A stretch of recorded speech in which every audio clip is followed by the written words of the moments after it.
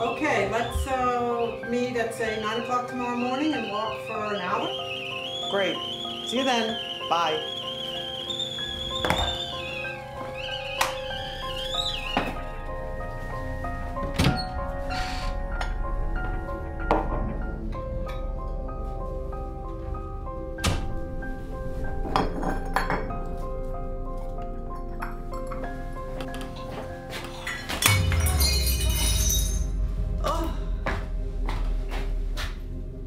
Mom, what's wrong? Oh, my arm. What happened? I don't know. Sit down. Arm won't work. Won't move. Stroke symptoms are sudden, frightening. Every minute counts. Quick action by family or friends is critical.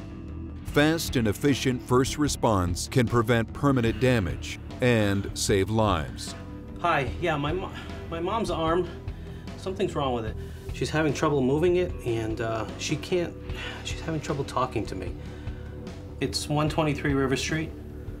Okay, all right, please hurry. Mom, they're on their way. Everything's gonna be okay. Okay.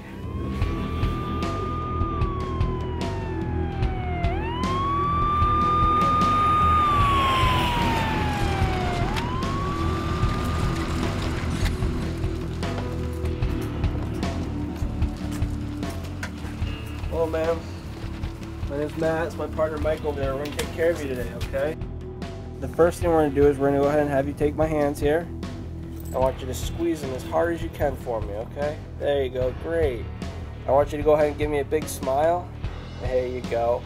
All right, now I'm gonna take your arms, we're gonna hold them out here. I want you to go ahead and close your eyes for me, all right? And just hold them best you can.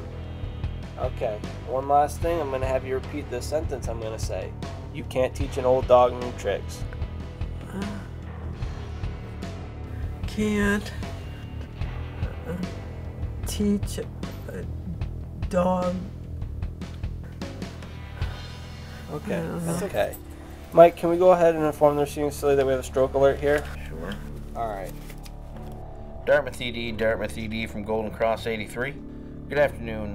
We're presently on scene with a 64-year-old female showing positive signs of stroke. We were called here today by her son. He found her this afternoon, pointed right side weakness, and the last time he spoke to her today when she wasn't exhibiting symptoms was this morning. We just wanted to notify you so you can get the stroke team activated. Approximately 12 minutes out and we'll give you a patch en route. Golden Cross out.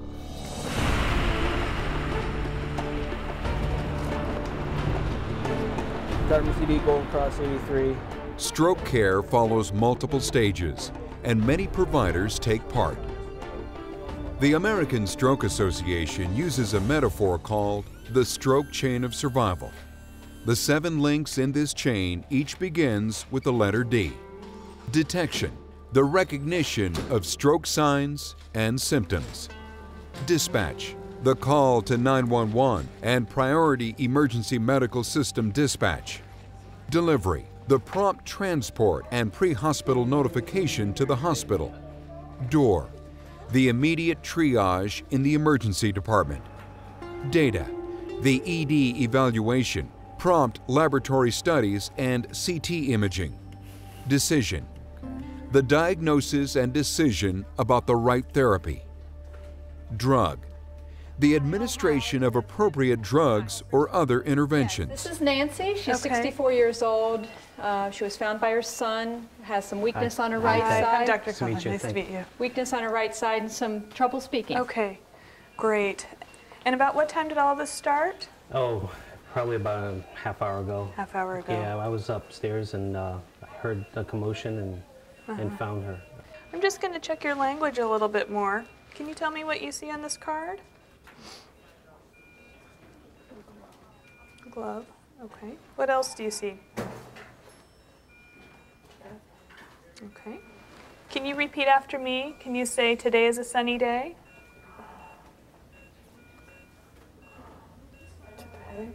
Dr. Collar, did you want me to page? Sure. Could you page Yes. Okay.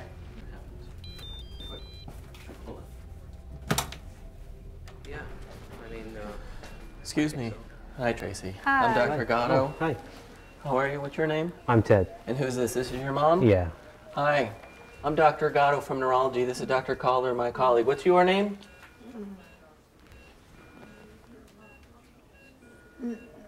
Nancy. Okay, all right. I'm going to ask Dr. Calder to catch me up, Yes. and then we'll talk a little bit more, okay? Go ahead. What's going on, Tracy? So Nancy was found down by her son about half an hour ago. He heard a crash in the other room. She seemed to be weak. She's coming in with weakness on the right side of her body, face, arm, and leg, having difficulty speaking, consistent with an expressive aphasia, and has a right field cut, which suggests probably a stroke in the left MCA distribution. All right. Tell me, can you see a wiggling finger? Point with your hand. All right.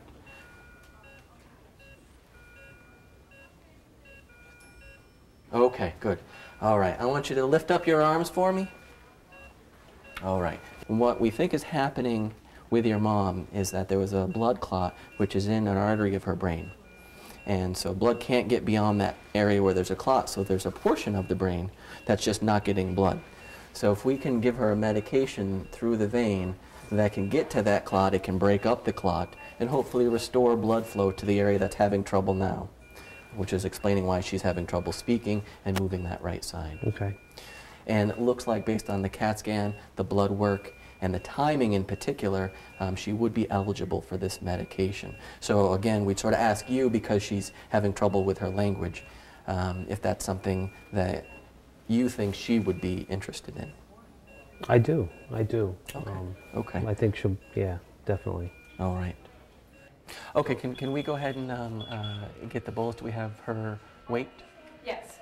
Okay, so it's 0.9 milligrams per kilogram with 10% as an initial bolus Okay. over 60 seconds and the remainder over the residual of an hour.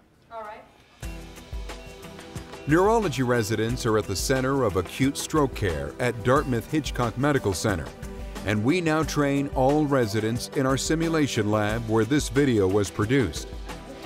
Modeling a stroke emergency can help turn a chaotic event into one that is organized and efficient.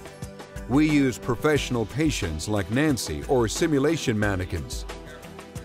Fellowship-trained vascular neurologists and simulation lab staff members are part of the training team. The exercises are designed to emphasize the critical knowledge and skills required to manage a stroke. The simulation lab environment allows us to individualize the training and focus on the residents' particular needs. After the acute care in the emergency department, the road to recovery begins. Life skills we take for granted need to be relearned and practiced, and this involves many other team members. Speech therapists, occupational therapists, physical therapists, nurses, social workers, study coordinators for clinical studies, radiology staff, other subspecialist physicians, and the patient's caregivers. All are part of the recovery team. Worldwide, stroke is second only to heart disease as the leading cause of death. Among adults in the U.S., stroke is the primary cause of disability. At Dartmouth Hitchcock, it is our goal through careful training and preparation to significantly improve outcomes for stroke patients.